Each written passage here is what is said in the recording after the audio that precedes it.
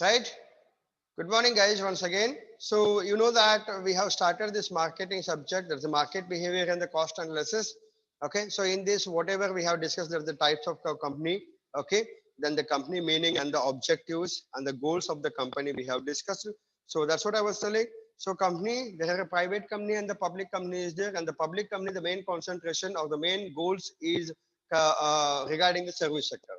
Okay, but in a private company the main concentration is, yes, profit is there, but apart from the profit, how to generate the profit? If you give the proper service, then you will get the proper profit. ನೀವು correct ಆಗಿ ನೀವು company ಒಳಗ ನಿಮ್ private ಕಂಪ್ನಿನೇ ಅದ ಅಂತ ತಿಳ್ಕೊರಿ. ಯಾವುದೇ ಒಂದು company whether it's goods of the services, ಇಲ್ಲಿ ಸರ್ವಿಸಸ್ ನೀವು ಕರೆಕ್ಟ್ ಆಗಿ ಕೊಟ್ರಪ್ಪ ಅಂದ್ರೆ ನಿಮ್ ಪ್ರಾಫಿಟ್ ಜನರೇಟ್ ಆಗ್ತದೆ. ಇಲ್ಲಿಲ್ಲ ಅಂತಂದ್ರೆ ಪ್ರಾಫಿಟ್ ಜನರೇಟ್ ಆಗುವುದಿಲ್ಲ.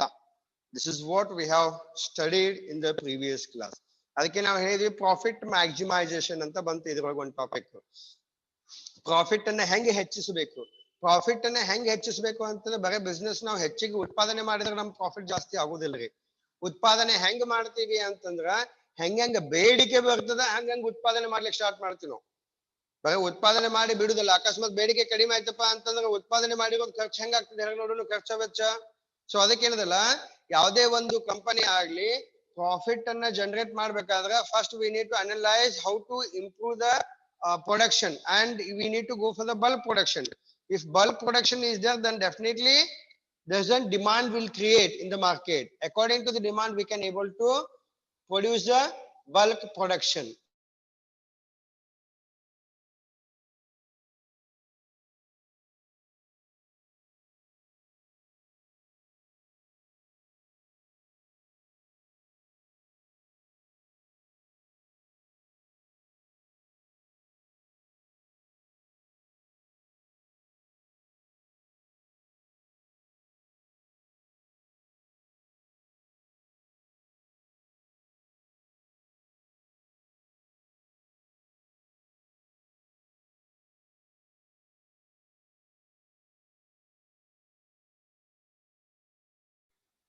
Right? So we need to increase the demand for my product.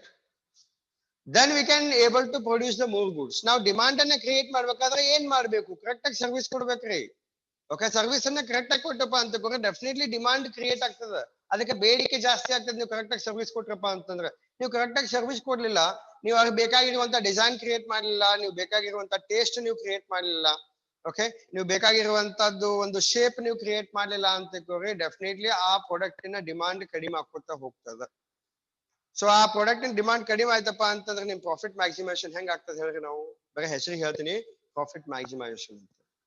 Profit ಹೆಚ್ಚಿಗೆ ಆಗ್ಬೇಕು ಅಂತಂದ್ರ ನೀವು ಕರೆಕ್ಟ್ ಆಗಿ ಬಿಸ್ನೆಸ್ ಮಾಡ್ಬೇಕು, ಕರೆಕ್ಟ್ ಆಗಿ ಆ ವಸ್ತುವಿಗೆ ಡಿಮಾಂಡ್ ಅನ್ನ ಕ್ರಿಯೇಟ್ ಮಾಡ್ಬೇಕು. ನಿಮ್ಗೆ ಗೊತ್ತದ, ಯಾವುದೇ ಒಂದು ಪ್ರಾಡಕ್ಟ್ ತೋರಿ, ಯಾವುದೇ ಒಂದು ವಸ್ತು ತೋರಿ. ನಾನು ಹೇಳಿದೆ ನಿಮಗ ಲಾಸ್ಟ್ ಕ್ಲಾಸ್ ನಾಗ ಹೇಳಿದ್ದು ನೆನಪಿರ್ಬೋದು, ಮೀನಿನ ಕತೆ ಹೇಳಿ ನಾನು. I told you about the fish story.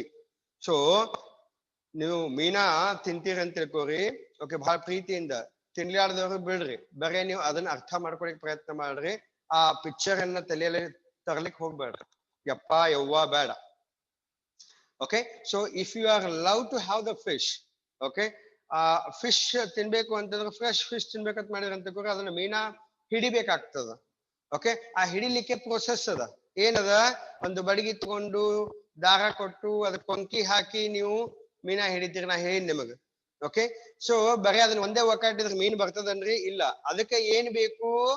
ಎರಿಹುಳ ಬೇಕು, ಓಮ್ ಬೇಕು, ಓಕೆ, ಹಿಟ್ಟು ಬೇಕು. ಅದನ್ನ ಏನಾದ್ರೂ ಹಚ್ಚಿರಪ್ಪ ಅಂತ ಅದಕ್ಕೆ ಏನ್ ಬೇಕು ನೀವು ಕೊಟ್ರಪ್ಪ ಅಂದ್ರೆ ನಿಮಗೆ ಏನ್ ಬೇಕು ಅದು ಸಿಗ್ತದ. ರೈಟ್? ಇದನ್ನ ನಾನು ಎಕ್ಸಾಂಪಲ್ ಯಾಕೆ ಕೊಟ್ಟೆ ನಿಮಗೆ ಅರ್ಥ ಆಗ್ಲಿ, ಯಾಕಂದ್ರೆ ಇದು ನಿಮ್ಗ ದಿನನಿತ್ಯ ಬರುವಂತದ್ದು. ಆಮೇಲೆ ನೀವು ಅದನ್ನ ಊಹಿಸಬಹುದು, ಹಾ ಹೌದಲ್ಲ ಅಂತ ಹೇಳಿ. ಈ ಕಂಪನಿ ಬಗ್ಗೆ ನಿಮ್ಗೆ ಕನೆಕ್ಟಿವಿಟಿ ಇರುವುದಿಲ್ಲ, ಅಷ್ಟು ನಿಮ್ಗ ಮೆಂಟಾಲಿಟಿ ಮ್ಯಾಚುರಿಟಿ ಇರಂಗಿಲ್ಲ.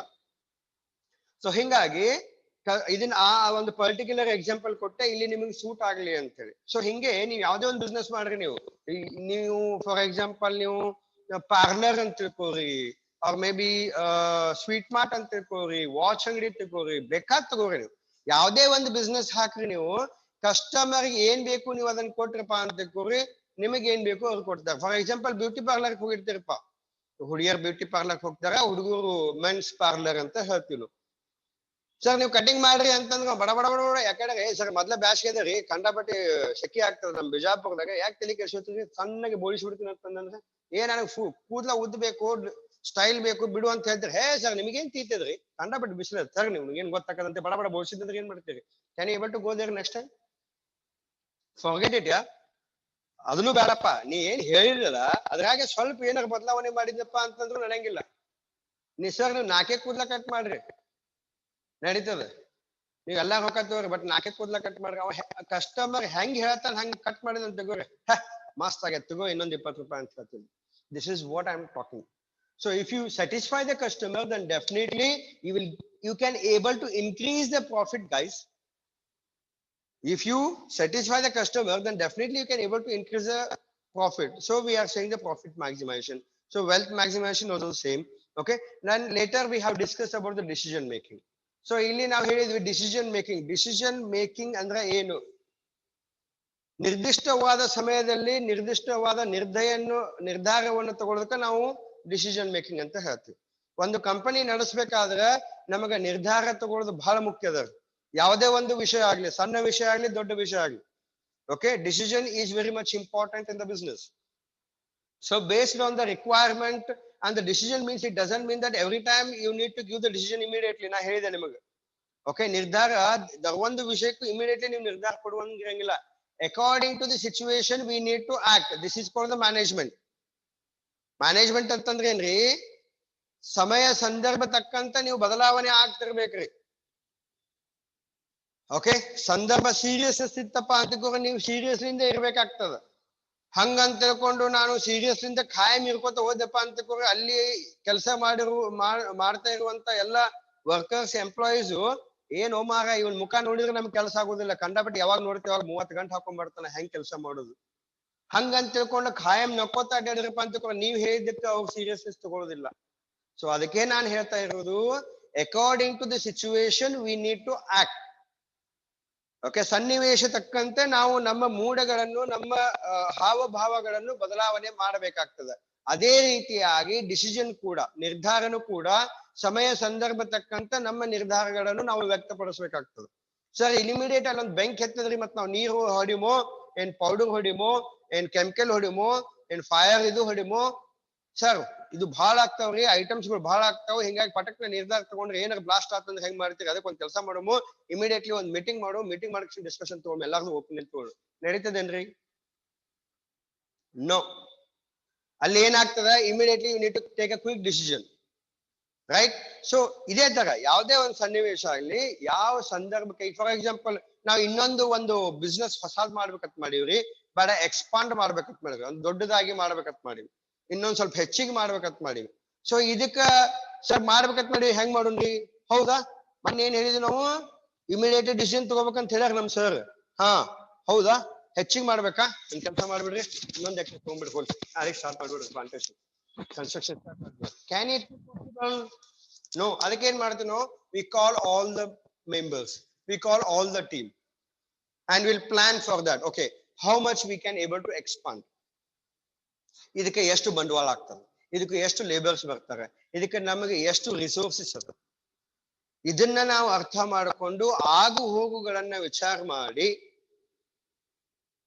ಓಕೆ ಇದಕ್ಕೆ ಬಂಡವಾಳ ಎಷ್ಟಾಗ್ತದೆ ಇಷ್ಟು ನಾವು ಬಂಡವಾಳ ಹಾಕಿದ್ರೆ ನಮಗ ಆದಾಯ ಎಷ್ಟಾಗ್ತದೆ ಅದನ್ನೆಲ್ಲ ಅನಾಲಿಸಿಸ್ ಮಾಡ್ತೀವಿ ನಾವು ಟರ್ನ್ ಓವರ್ ಕಾಸ್ಟ್ ಅನಾಲಿಸಿಸ್ ಅದಕ್ಕೆ ನಾವು ಸಬ್ಜೆಕ್ಟ್ ಕಾಸ್ಟ್ ಅನಾಲಿಸಿಸ್ ಅಂತ ಹೇಳಿದ್ವಿ ನಾವು ಮಾರ್ಕೆಟ್ ಬಿಹೇವಿಯರ್ ಇಂದ ಕಾಸ್ಟ್ ಅನಾಲಿಸಿಸ್ ಸೊ ಎಷ್ಟು ಬಂಡವಾಳ ಹಾಕಿದ್ರೆ ನಮಗೆ ಎಷ್ಟು ರಿಟರ್ನ್ ಬರ್ತದ ಆಮೇಲೆ ಅದನ್ನು ಕೂಡ ಹೆಂಗದ ಅಂತ ಹಾಕಿದ ಕೂಡ ಪಟಕ್ನ ರಿಟರ್ನ್ ಬರಂಗಿಲ್ರಿ ಅದು ಅದೇನಾಗ್ತದ it take some time so ಅಲ್ಲಿ ಮಟ್ಟ ನಾವು ಜಗ್ಬಹುದೇನು ಇದು ಯಾವಾಗ್ಲಿಂದ ರಿಟರ್ನ್ ಬರ್ಲಿಕ್ಕೆ ಸ್ಟಾರ್ಟ್ ಆಗ್ತದೆ ರಿಟರ್ನ್ ಬರ್ಲಿಕ್ಕೆ ಸ್ಟಾರ್ಟ್ ಆದ್ಮೇಲೆ ಎಷ್ಟು ವರ್ಷ ಇದ್ರದ್ದು ಒಂದೇ ಲೆವೆಲ್ ರಿಟರ್ನ್ ಇರ್ತದೆ ಮುಂದ ಎಷ್ಟು ನಾವು ತಡ್ಕೋಬೇಕಾಗ್ತದೆ ಇದನ್ನೆಲ್ಲಾ ನಾವು ಆಗು ಹೋಗುಗಳನ್ನ ವಿಚಾರ ಮಾಡ್ಬೇಕಾದ್ರೆ ನಾವೇನದ ಮೀಟಿಂಗ್ ಮಾಡ್ಬೇಕಾಗ್ತದ we can able to discuss and we can able to take the decision so ಅದಕ್ಕೆ ನಾನು ಹೇಳಿರೋದು ಮೊದಲು ಡಿಸಿಷನ್ ತಗೊಳ್ಳಿಕ್ಕೆ ಬರ್ತದೋ ಇಲ್ಲೋ ಇಂಪಾರ್ಟೆಂಟ್ ಅದರಿ whether decision is important or not that is important see here ಇದು ಒಂದ್ರೊಳಗೆ ನೀವೆಲ್ಲ ನೋಡ್ಬೋದು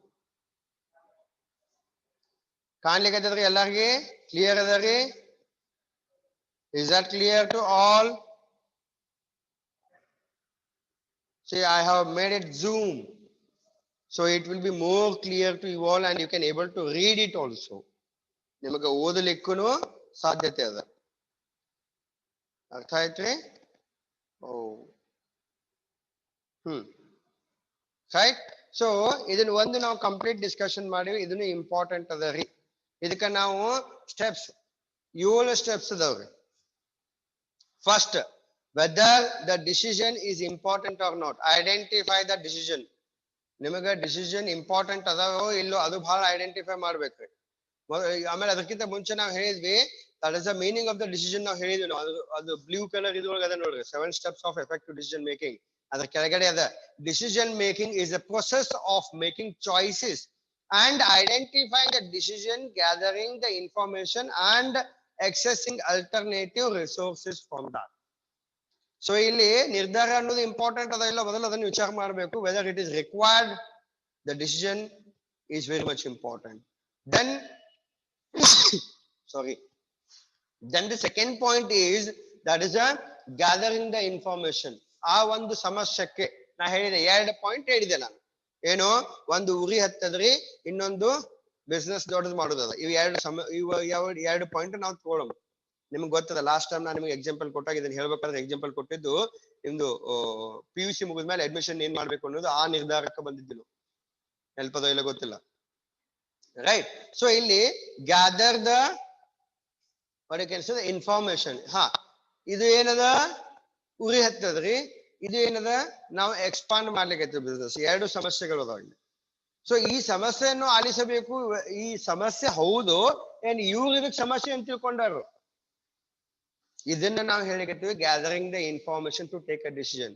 ಆ ಒಂದು ನಿರ್ಧಾರ ಕೊಡೋಕ್ಕಿಂತ ಮುಂಚೆ ನಾವು ಅದ್ರ ಬಗ್ಗೆ ನಾವು ಆಳವಾಗಿ ಅಧ್ಯಯನ ಮಾಡಬೇಕು. ಓಕೆ, ಇನ್ಫಾರ್ಮೇಶನ್ ಕಲೆಕ್ಟ್ ಮಾಡ್ಬೇಕು. ಆಮೇಲೆ ಐಡೆಂಟಿಫೈ ದ ಅಲ್ಟರ್ನೇಟಿವ್ಸ್.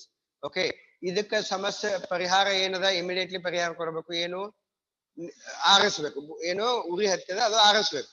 ಉರಿ ಹತ್ತಿದ ಅದು ಆರಿಸ್ಬೇಕು ಅಂತಂದ್ರೆ ಅದು ಹೆಂಗದ, depends on the fire we can take an action. ಅದಕ್ಕೆ ನಾವ್ ಇಲ್ಲಿ ಹೇಳಿದ್ವಿ ಐಡೆಂಟಿಫೈ ದ ಆಲ್ಟರ್ನೇಟಿವ್. ಈ ಉರಿ ಆರಿಸ್ಲಿಕ್ಕೆ 2-3 ತರ ಅದಾವ್ರಿ. ನಾವ್ ಏನ್ ಮಾಡ್ತೀವಿ, ಬಡ ಬಡ ನೀರ್ ಹೋಗ್ತಿವಿ ತಂದ್ ಕಿಶನ್. ಒಂದೊಂದಕ್ಕೆ ಹೆಂಗದ ಅಂತಂದ್ರ ನೀರ್ ಹುಗ್ಗಿದಂಗ ಉರಿ ಜಾಸ್ತಿ ಇರ್ತದ್ರಿ. ಓಕೆ, ಸೊ ಅದಕ್ಕೆ ಒಂದೊಂದಕ್ಕೆ ಏನದ ಪೌಡರ್ ಹೊಡಿಬೇಕು, ಒಂದೊಂದಕ್ಕ ಏನದ ಕೆಮಿಕಲ್ ಹೊಡಿಬೇಕು, ಒಂದೊಂದಕ್ಕ ನೀರ್ ಹಾಕ್ಬೇಕು, ಒಂದೊಂದಕ್ಕ ಕಂಪ್ಲೀಟ್ ಬ್ಲಾಕ್ ಮಾಡಿ ಏರ್ ಅನ್ನ ಬ್ಲಾಕ್ ಮಾಡ್ಬೇಕು. ಹೆಂಗ ಆ ಗಾಳಿ ಬರ್ತದ ಹಂಗಂಗ ಉರಿ ಜಾಸ್ತಿ ಆಗ್ತದೆ. ನಿಮ್ಗೆ ಗೊತ್ತಲ್ಲ, ನೀವು ನೋಡಿರಿ ಸೈನ್ಸ್ ಹುಡುಗರು ಎಷ್ಟು ಜನ ನಿಮ್ಗೆ ಗೊತ್ತಿರ್ತದ, ಕಾಮರ್ಸ್ ಹುಡುಗರು ನೋಡಿರ್ತೀರಿ. ನೀವು ಒಂದ್ ಕ್ಯಾಂಡಲ್ ಹಚ್ಚಿ ನೀವು ಟೇಬಲ್ ಮೇಲೆ ಏನದ ಒಂದ್ ಗ್ಲಾಸ್ ಇಡ್ರಿ, ಆರ್ತದೋ ಏನ್ ಹತ್ತದೋ, ಉರಿತದೋ? ಆಗ್ತದೆ. ಯಾಕ? ಗಾಳಿ ಕಡಿಮೆ ಇರ್ತದ. ಸೊ ಯಾವ್ದು ಬೇಕು ಅದನ್ನ ನಾವು ಅರ್ಥ ಮಾಡ್ಕೋಬೇಕು. ಅದಕ್ಕೆ ನಾವು ಹೇಳಿದ್ವಿ ಐಡೆಂಟಿಫೈ. ಇನ್ನು ಕಂಪನಿ ದೊಡ್ಡದು ಮಾಡ್ಬೇಕಾದ್ರೆ, ಈ ಕಂಪನಿ ದೊಡ್ಡದು ಮಾಡ್ಬೇಕಾದ್ರೆ ಇದು ಕಂಪನಿ ದೊಡ್ಡ ಮಾಡ್ಲಿಕ್ಕೆ ಏನೇನದ, okay, if you want to expand our business, ನಮ್ಗೆ ಏನೇನ್ ಬೇಕು, ನಾವು ಪ್ರಾಫಿಟ್ ಜನರೇಟ್ ಆಗ್ಬೇಕಾದ್ರೆ ಏನೇನ್ ಬೇಕು? ನಾವು ಕಂಪನಿ ದೊಡ್ಡದು ಮಾಡಿದ್ರೆ ನಾವು ಲಾಭದಾಗ ಬರ್ತೀವೋ, ಏನ್ ಇದ್ದಿದ್ದಲ್ಲೇ ನಾವು ಹೆಚ್ಚಿಗೆ ಉತ್ಪಾದನೆ ಮಾಡಿ ಇನ್ನು ಹೆಚ್ಚಿಗೆ ಎಂಪ್ಲಾಯೀಸ್ ಇಟ್ಟುಕೊಂಡು ನಾವು ಕೆಲಸ ಮಾಡೋ ಇನ್ನ 1 ವರ್ಷ 2 ವರ್ಷ ಜಗ್ಬೋದೇನು?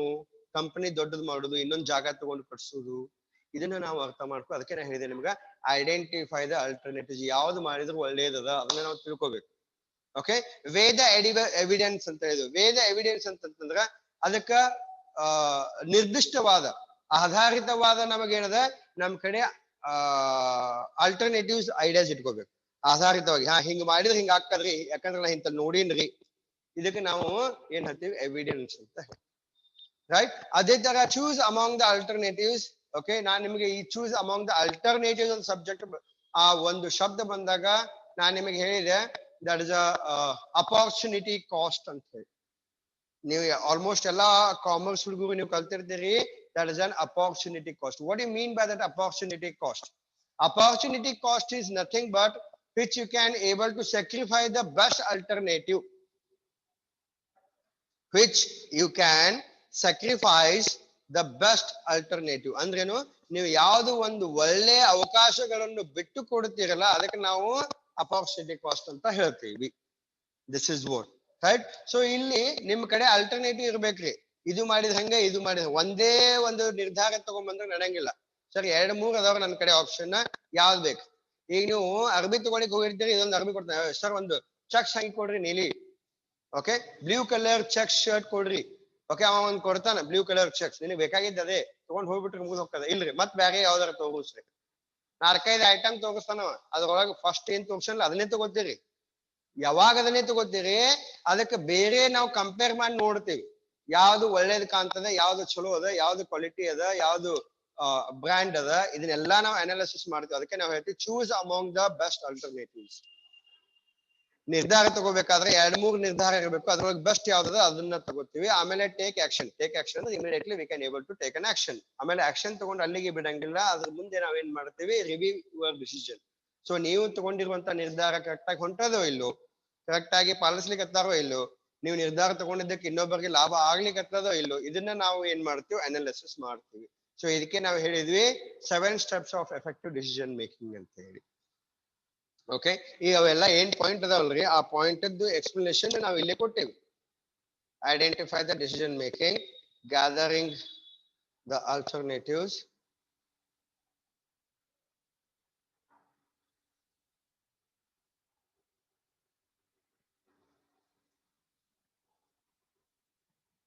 okay, so hope you can able to read here. Right, so ಮುಂದೆ ನಾವು ಡಿಸ್ಕಷನ್ ಮಾಡಿದ್ವಿ, that is related to the strategic decision, tactical and the operational planning. ಇದನ್ನ ನಾವು ಲಾಸ್ಟ್ ಕ್ಲಾಸ್ ನಾವು ಡಿಸ್ಕಷನ್ ಮಾಡೀವಿ. ಸೊ ಇದನ್ನ ನಾನು ನೆಕ್ಸ್ಟ್ ಕ್ಲಾಸ್ ನಿಮಗೆ ಹೇಳ್ತೀನಿ, ಮೊದಲಿಂದನೂ ಹೇಳ್ತೀನಿ, ಯಾಕಂದ್ರೆ ಲಾಸ್ಟ್ ಕ್ಲಾಸ್ ನಾ ಇದನ್ನ ಸ್ಟಾರ್ಟ್ ಮಾಡೀನಿ. ಸೊ ಸ್ವಲ್ಪ ಪಾಯಿಂಟ್ ಹೇಳಿ, ನಾನು ಬರೀ ಸ್ಟ್ರಾಟಜಿಕ್ ಹೇಳಿನಿ, ಟ್ಯಾಕ್ಟಿಕಲ್ ಅಂಡ್ ಆಪರೇಷನಲ್ ಪ್ಲಾನಿಂಗ್ ನಾನು ಹೇಳ್ಬೇಕಾಗಿತ್ತು. ಸೊ ಈಗ ಎಷ್ಟೋ ಜನ ಹೊಸದಾಗಿ ಬಂದಿರೋದ್ರಿಂದ ಸ್ವಲ್ಪ ನಾನು ರಿಪೀಟ್ ಮಾಡಿದ್ದೀನಿ ಹೇಳಿರೋದನ್ನ, ಇಷ್ಟು ದಿನ ಹೇಳಿರೋದನ್ನ ಒಂದು ಕ್ಲಾಸ್ ಅಲ್ಲಿ ನಾನು ರಿಪೀಟ್ ಮಾಡಿದ್ದೀನಿ. ಓಕೆ, ಇದನ್ನ ಏನದ ನೆಕ್ಸ್ಟ್ ಕ್ಲಾಸ್ ಇಂದ ಫ್ರೆಶ್ ಆಗಿ ನಿಮಗೆ ಹೇಳ್ತೀನಿ, ಯಾಕಂದ್ರೆ ಟೈಮ್ ಮೀರೇದ, ಇನ್ನೆಲ್ಲಾ ಕೂಡ 1 ನಿಮಿಷದ. ತಮ್ಮ ಅಭಿಪ್ರಾಯಗಳನ್ನು ವ್ಯಕ್ತಪಡಿಸಿ, ನಿಮ್ಗೆ ಏನಾದ್ರೂ ಡೌಟ್ಸ್ ಇತ್ತಪ್ಪ ಅಂದ್ರೆ ಕೇಳಬಹುದು. ಹಾಗೆ ಕ್ಷಮಿಸಿ, ಮೊದಲು ಒಂದು 10 ನಿಮಿಷ ನಾನು ಕಾಲ್ ಅಲ್ಲಿದ್ದೆ. Yes, do you have any other queries? Poonam, are you understood whatever told for the today's class? Yes, sir, I understood, sir. Okay, very good. Any queries? Anybody have any queries? Sir, notes, Akshata notes. Yes, ಇದು ಏನು ನಾನು ತೋರಿಸ್ಲಿಕ್ಕತ್ತೀನಲ್ಲಪ್ಪಿ, ಇದನ್ನೇ ನಾನು ನಿಮಗೆ ಕಳಿಸ್ತೀನಿ. ಈಗ ತಾತ್ಕಾಲಿಕವಾಗಿ ಇದನ್ನ ಕಳಿಸಿಬಿಡ್ತೀನಿ, ಇನ್ನು ಅದ್ರೊಳಗೆ ನಾವು ಇನ್ನು ಆಡ್ ಮಾಡಬೇಕು. But don't worry, I will send you that. Yes, Shashikumar, no doubt sir. ನಿಮ್ಗ ಇಂಗ್ಲಿಷ್ನಾಗ ಅರ್ಥ ಆಗ್ತದಲ್ಲ ನಾ ಹೇಳಿದ್ರೆ? ಎಷ್ಟು ಜನಕ್ಕೆ ಅರ್ಥ ಆಗುದಿಲ್ಲ ದಯವಿಟ್ಟು ವ್ಯಕ್ತಪಡಿಸ್ರಿ. ಎಷ್ಟು ಜನಕ್ಕೆ ಅರ್ಥ ಆಗುದಿಲ್ಲ?